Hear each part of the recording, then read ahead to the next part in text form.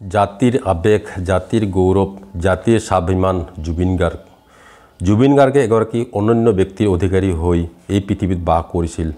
আনৰ দুখত দুখী, আনৰ সুখত সুখী হ'ব পৰা, প্ৰতিটো সময়তে আৰ্তজনৰ বাবে নিজৰ হাতখন মুকলিকৈ মেলি দিব পৰা ব্যক্তিত্বই জুবিন গাৰ্গক আনতকৈ সম্পূৰ্ণ পৃথককৈ ৰাখিছিল।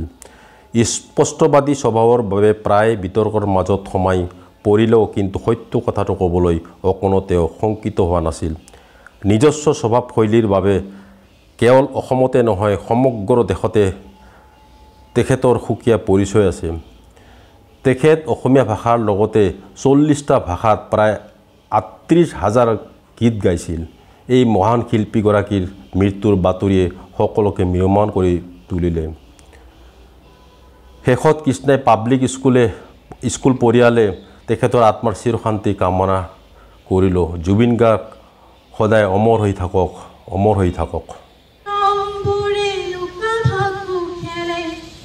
যদি আখাৰ চাকিতি উমি উমি চলে, তথাপি বন্ধু আগুৱাই যাবা, তথাপি বন্ধু আগুৱাই যাবা, পিছলৈ ঘূৰি নাচাবা।